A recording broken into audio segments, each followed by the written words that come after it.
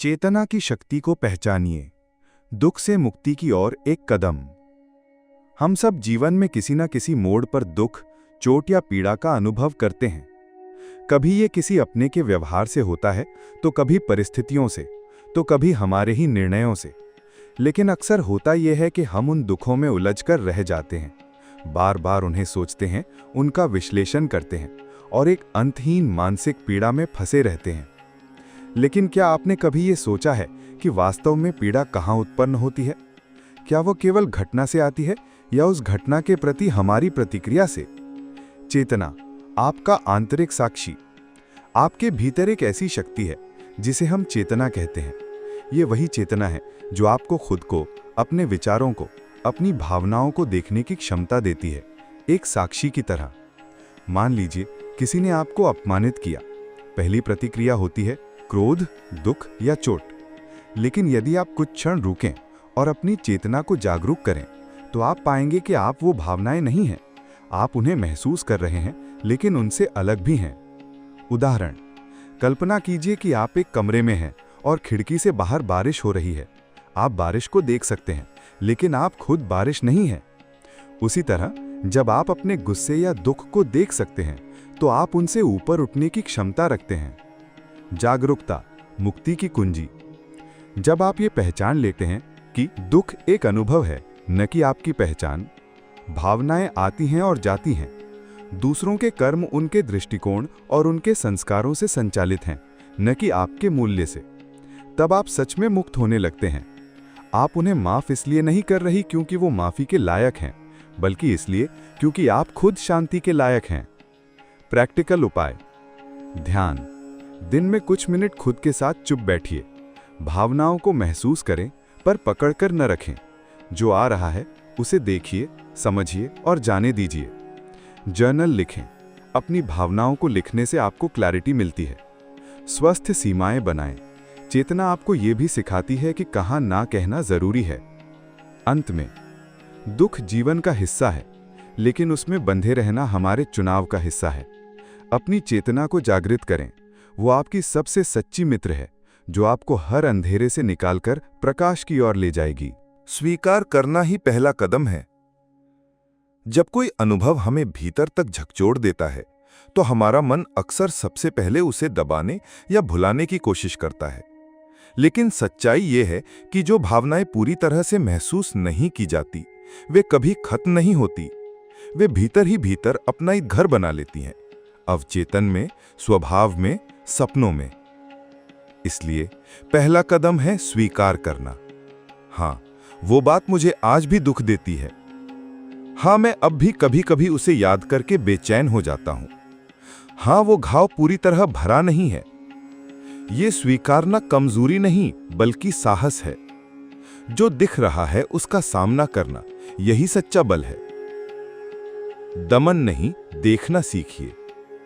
भावनाओं को दबाने से वे खत्म नहीं होती, वे और भी गहराई में चली जाती हैं, जहां से वे धीरे धीरे हमारे व्यवहार, हमारे रिश्तों और हमारे निर्णयों को प्रभावित करती हैं। आप भले ही दिन भर उन घटनाओं को याद ना करें, लेकिन जब आप अकेले होते हैं या कोई बात ट्रिगर करती है, तो वे भावनाएं एकदम सामने आ जाती हैं। कभी स्वभाव में चिड़चिड़ापन, कभी सपनों में बेचैनी, तो कभी रिश्तों में असमंजस। ये सब उसी अस्वीकृत पीड़ा की अभिव्यक्तियां होती हैं। तो क्या करें? स्वीकार करें, हाँ, मैं अभी भी उस दर्द से गुजर रहा हूं। बैठिए, महसूस कीजिए। किसी शांत क्षण में उन भावनाओं को आने दीजिए, उन्हें महसूस कीजिए, उन्हें जाने दीजिए। उन्हें पकड़कर मत बैठिए, बस देखिए, समझिए और विदा दीजिए। भावनाएं दरवाजे की घंटी की तरह होती हैं।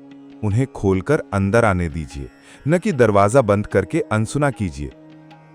एक अभ्यास, भावनात्मक अवलोकन। आंखें बंद करें। उस व्यक्ति, परिस्थिति या अनुभव को याद करें जो तकलीफ देता है।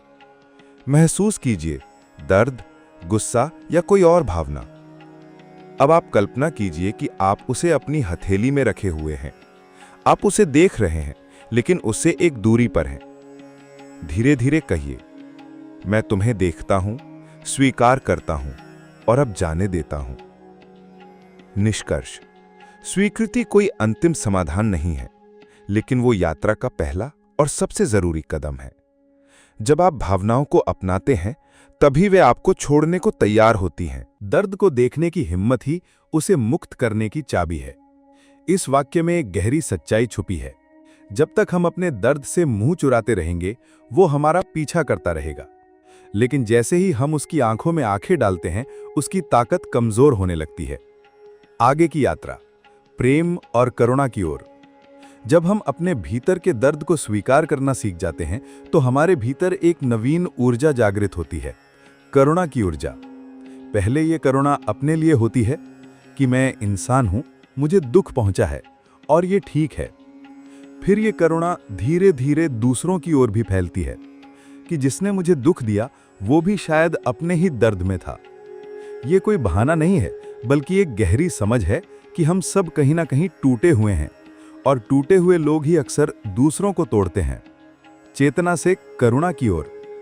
जब आप अपने दुख की गहराई में उतरते हैं और खुद को स्वीकार करना सीखते हैं, तब आप दूसरों को भी वैसे ही देखने लगते हैं, जैसे एक आत्मा जो संघर्ष कर रही है, जो हीलिंग चाहती है।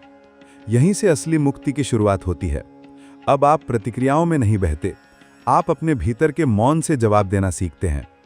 नवीन जीवन की ओर पहला कदम। जब आप खुद से जुड़ते हैं, तो बाहर की दुनिया आपको कम प्रभावित करती है। जब आप अपनी भावनाओं को समझते हैं, तो दूसरों की प्रतिक्रियाएं आपकी शांति नहीं छीन पाती। और जब आप अपने भीतर की चेतना को पहचान लेते हैं, तो दुख अब आपका शत्रु नहीं, शिक्षक बन जाता है। दुख से डरिए मत, वो आपका मार्गदर्शक है। चेतना से जुड़िए, वो आपकी शक्ति है। और प्रेम को अपनाइए, वही आपकी मुक्ति है। अगर आज की ये बातें आपके दिल को छू गई हों, तो इसे केवल सुनकर मत रुकिए, इन्हें जीने की कोशिश कीजिए। नीचे कमेंट करके बताइए, क्या आपने कभी अपने दर्द को इस तरह स्वीकार किया है? अगर ये वीडियो आपके लिए उपयोगी रहा हो, तो लाइक जरूर कीजिए, क्योंकि ये छोटे छोटे इशारे इस संदेश को औरों तक पहुंचाने में मदद करते हैं। सब्सक्राइब कीजिए इस चैनल को, जहां हम बात करते हैं चेतना, आत्म जागरूकता और अंदरूनी शांति की। बेल आइकॉन दबाइए ताकि अगली बार जब हम बात करें तो आप उस यात्रा का हिस्सा बन सकें। अंत में बस एक बात याद रखिए, जो खुद को देखने का साहस करता है, वही खुद को बदलने की क्षमता रखता है। आपके भीतर की चेतना आपका सबसे सच्चा मार्गदर्शक है। शांति और प्रेम के साथ मिलते हैं अगले वीडियो में। नमस्कार।